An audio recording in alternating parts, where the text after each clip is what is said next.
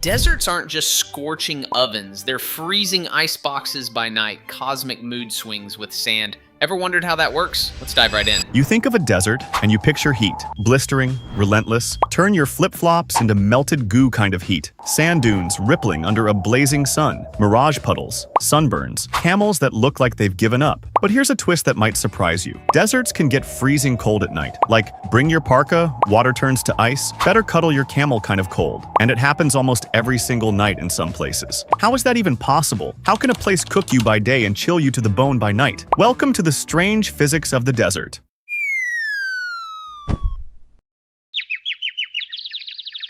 First, what makes a desert a desert? Contrary to popular belief, being a desert isn't about being hot. It's about being dry. A desert is defined as any region that receives less than 10 inches of rainfall per year. That means Antarctica is a desert. So is Greenland. Okay, but seriously, Antarctica being a desert feels like one of those trick questions teachers throw in just to watch kids panic. Like, yes, it's literally a frozen wasteland, but by rainfall standards, it's in the same club as the Sahara. The plot twist is that deserts aren't defined by heat, they're defined by being dry, which means penguins and camels are technically neighbors on the same ecological bingo card. Weird? Absolutely. Science basically said, surprise crossover episode. And yes, so is the Sahara. The common factor isn't the heat, it's the lack of moisture in the air and soil. And here's the first clue. Moisture is really good at storing heat. So when a place is bone dry, its temperature has a hard time holding steady. And that leads us right into the nighttime mystery. Why deserts get so hot? During the day, let's start with the daytime. The desert gets blisteringly hot during the day because there's nothing stopping the sun's rays from hitting the ground directly. No clouds, no humidity, just raw, unfiltered solar energy slamming into the sand. And sand, by the way, is terrible at holding heat. It heats up quickly but doesn't store that energy well. So during the day, surface temperatures can spike to 120 degrees Fahrenheit, or even higher. You can fry an egg, you can burn your feet, but wait until the sun dips. Now the sun sets, and everything changes. As soon as the sun goes down, the heat party is over.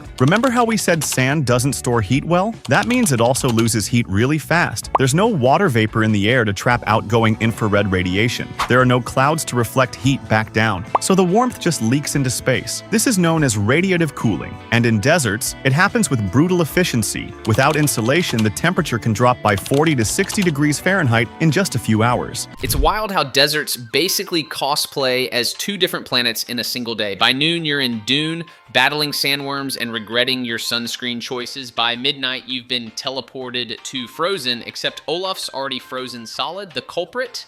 Sand's awful memory. It's like the goldfish of soils. Heats up fast, forgets everything instantly, adds zero clouds, zero humidity, and boom, radiative cooling.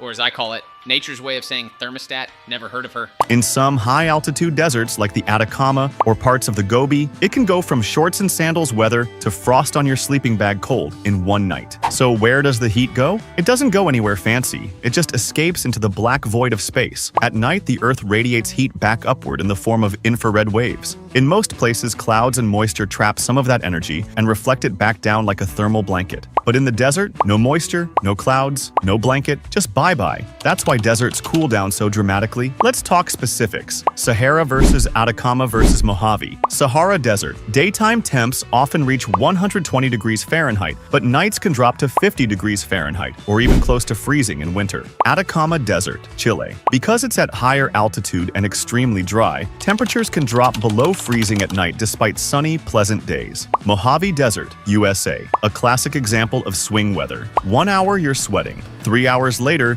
you're shivering in a hoodie. The bigger the gap between day and night temperatures, the drier and more exposed the landscape is. The desert is basically the world's worst Airbnb. Great views, but the thermostat is broken and the blanket they promised.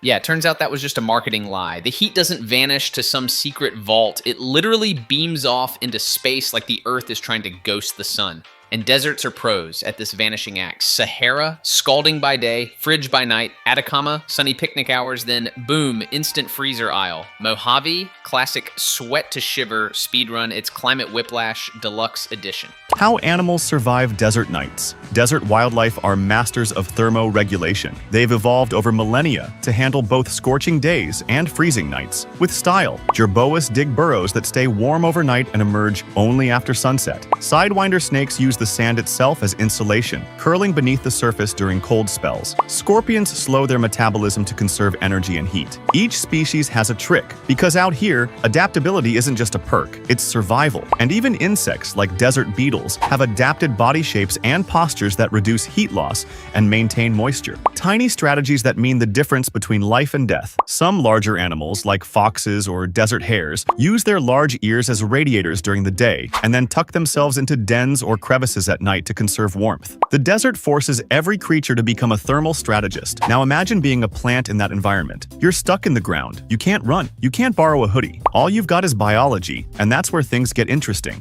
First off, water storage. Most desert plants, like cacti and succulents, are basically squishy water balloons with survival degrees. They store moisture in thick, fleshy tissues, not just for drought, but also to buffer against cold. That water acts as a thermal reservoir, absorbing heat during the day and slowly releasing it at night. It's like having a built-in hot water bottle, except it's full of cactus juice. Next, let's talk insulation. Desert animals are like the ultimate survival gamers. Everybody's got their custom build. Jerboas basically invented the tiny hobbit hole with central heating. Sidewinders, sand burrito strategy. Scorpions run on low power mode like your laptop at 3%. Even foxes pull the giant ears as radiator fans trick. Nature's version of liquid cooling. And plants, oh, they just straight up cosplay as water balloons storing heat and hydration.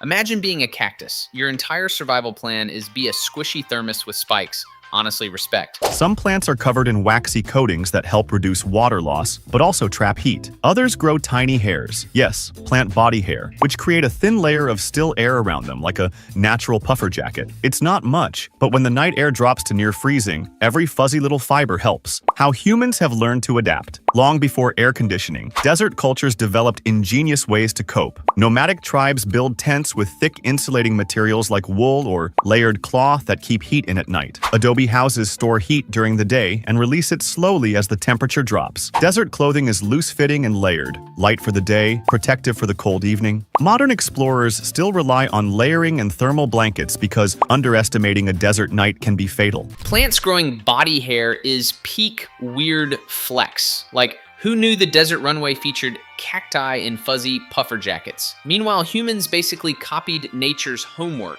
Nomads went with wool tents, portable igloos for when the thermostat dips, adobe houses, literal thermal batteries made of mud, and the clothing game, loose, layered, desert chic, practical, and timeless. Modern hikers just carry space blankets, which is cool, but also feels like admitting, yeah, we lost the survival hacks our ancestors mastered. And even today, architects in desert cities like Dubai or Phoenix apply old wisdom in new forms: thermal mass materials, reflective coatings, and advanced insulation. It's a reminder that human innovation often begins with understanding nature. We've even developed temperature-sensitive windows and passive solar designs that automatically adjust to daily heat swings, technology mimicking survival strategies nature invented ages ago. Here's a cosmic twist. Mars is essentially one giant desert, with daytime highs around 70 degrees Fahrenheit and nighttime lows plunging to negative 100 degrees Fahrenheit. No atmosphere, no moisture, no thermal blanket. Sound familiar? In fact, scientists study Earth's deserts, like the Atacama, as proxies for Martian conditions. And future Mars explorers? They'll be living in an environment even more extreme than any desert on Earth. So that weird temperature crash in the Sahara? Consider it a training ground for space. NASA even tests rovers in desert regions on Earth to simulate Martian nights. That's how harsh and useful these ecosystems are for science. So deserts are basically Earth's tutorial level for Mars survival, except with fewer Elon Musk tweets. Ancient adobe walls and fuzzy cacti have more in common with NASA tech than you'd think. Thermal mass, insulation,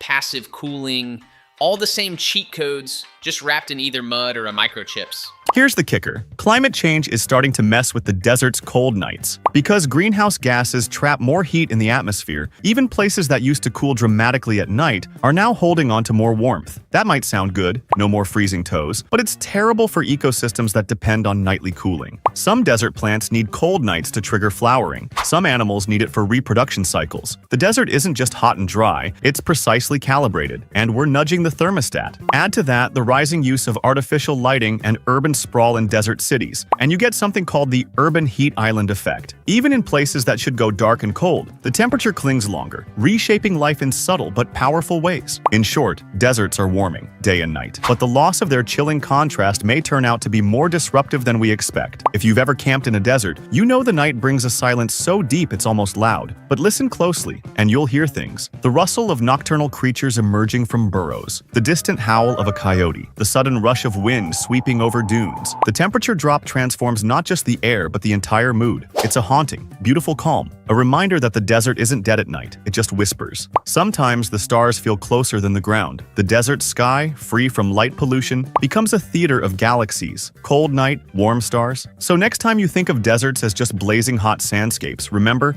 they're also icy, unpredictable, and thermally chaotic. In a way, deserts are like cosmic mood rings. They feel everything. They absorb all the heat, then give it all away. Every day is fire, every night is ice. But beneath the extremes, there's balance. A delicate, ancient rhythm between sun and sky, sand and stars. The kind of rhythm that lets life exist in the unlikeliest of places. If we pay attention, deserts can teach us more than we expect, not just about climate and physics, but about resilience, adaptation, and beauty in harshness. So, if you ever visit a desert, bring sunscreen, and a blanket, and a bit of awe for a place that survives by being everything, all at once. Because when the sun goes down, the desert isn't empty, it's alive, in a quieter, colder, but equally extraordinary way. That conclusion was like storytelling fireworks. Calm, profound, and still dazzling. He didn't just wrap up a science video.